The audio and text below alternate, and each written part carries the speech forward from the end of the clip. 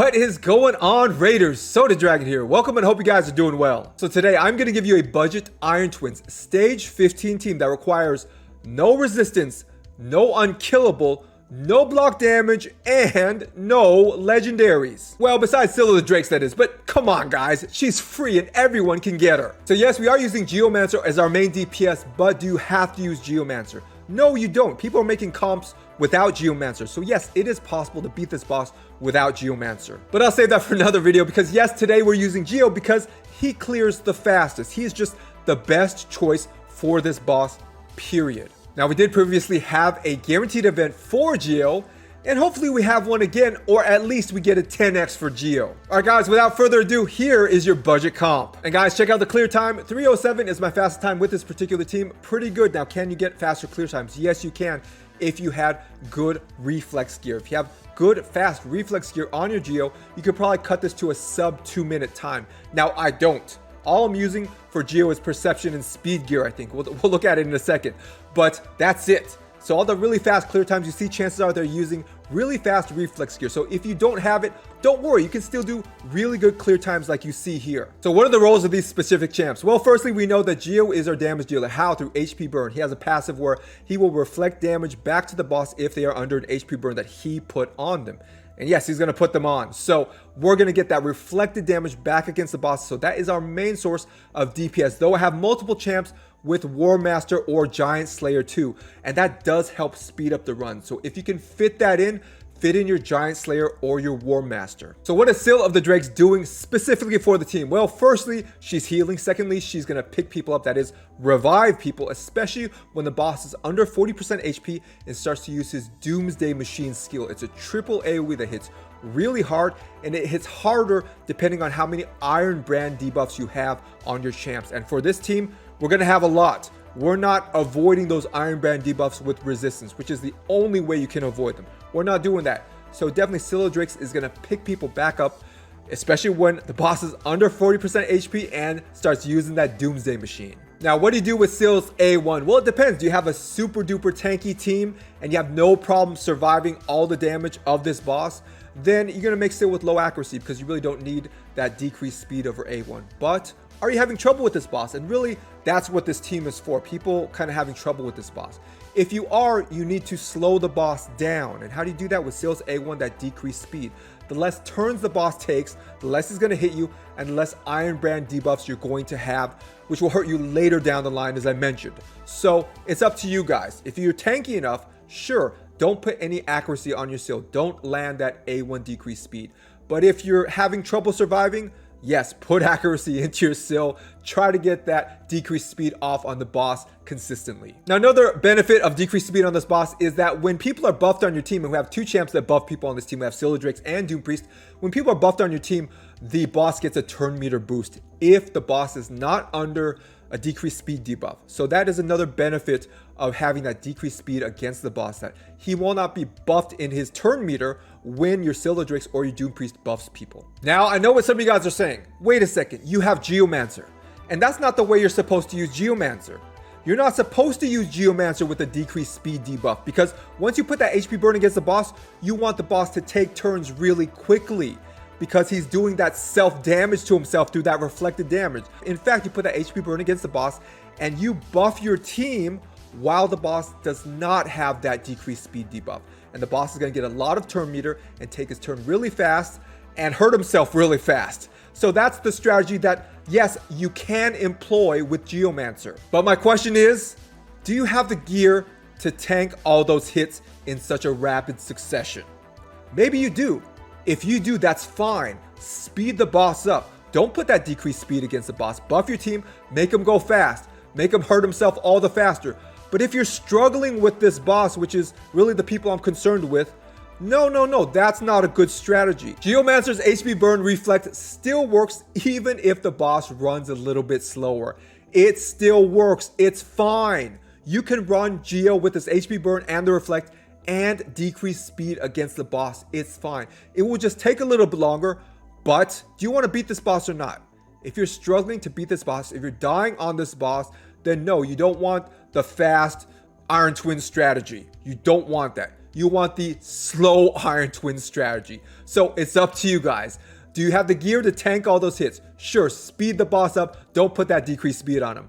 But if you don't, if you're struggling, slow that boss down. You're gonna take less hits, therefore less damage, and have less Iron Brand debuffs on you, which is gonna mean you're gonna last longer once the boss is under 40% HP, because those Doomsday Machine hits won't hurt as much. So because we are not fighting those Iron Brand debuffs at all, we're not putting resistance on any of our champs, though you can if you want. It will be helpful if you can fit it into the stats, but it's not required. So because we're not really fighting those Iron Brand debuffs, the boss is gonna hit quite hard, especially with his Doomsday Machine. That's why we have 4 healers on this team, okay? Because we are taking a good amount of damage. But yes, we can take it, especially if we slow down the boss and we slow down the rate that we accrue those Iron Brand debuffs. Now, even though we don't really care about those Iron Brand debuffs, there are 2 debuffs we do care about and we need to cleanse. So those are going to be from the A1 of the boss, Voltaic Pendulums, and it's going to be that decreased defense and weaken. So the boss's A1 is going to apply weaken to one target and decrease defense to the rest. So we need to have an answer to that decreased defense and weaken, because he puts it on for 4 turns. So by the time he comes back around to his A1, you still have the decreased defense and weaken. We cannot have those debuffs up the whole time and expect to survive. We need to do something about them. Now, Doom Priest is the first part of our strategy. Why? Because every time she takes turns, she's going to cleanse one random debuff. Now, unfortunately, decreased defense and weaken are not the only debuffs our team is going to have. Remember, this is a no resist team. We're also going to have decreased crit rate and decreased attack. So unfortunately, with Doom Priest, she will not always cleanse the weaken or the decreased defense. Sometimes she cleanses the decreased attack or the decreased crit rate, which is not super helpful to us. But we do have her in a relentless set, and that can help if she procs her turn multiple times in a row. That means we're getting healing and cleanses multiple times in a row. And also there's a certain mastery that helps us out too. And as this mastery down the defense tree here, Resurgence. So don't worry, I'm gonna go over everyone's gear stats and masteries in a second. But what does Resurgence do? Well, when you take a big hit, over 25% of your max HP, and this boss hits really hard, so yeah, it's going to happen quite frequently, in fact. You get a chance to cleanse a debuff from yourself. A 50% chance to cleanse a random debuff. Now, for this particular boss, what are the removable debuffs? The Iron Brands are not removable. But what are the removable ones? Well, it's going to be either decreased defense and decreased attack, or weaken and decreased crit rate. So only 2 debuffs are going to be on any of your champs at one time. So therefore, hopefully we get the cleanses from Doom Priest and her set procs, that relentless set, so we get extra cleanses and this resurgent procs to keep us hopefully weaken and defense down free. Well, at least weaken and defense down free most of the time. If we can do that, we're good. All right, guys, let's go over everyone's gear, stats, and masteries. So for Scylla Drakes, how have I geared her? I have her in a perception set and a regeneration set. So guys, before I get to Scylla Drake's total stats here, realize that she does have blessings, so she is getting bonuses to her stats, but that's not required. There is no blessing that's required for this comp. Remember, everyone else on the team has 0 blessings and they survive just fine. So blessings are not required. They do pump up her stats a little bit, but they are not required because no one else on the team has any blessings, okay? So here are her total stats. So I have her HP at 57,000, I have the attack at 1800, defense 4400, speed 247, crit rate 40%, crit damage 131%, resist 200, and accuracy 487. All right, guys, so what stats are important here? Well, firstly, the HP and the defense for the tankiness as high as possible.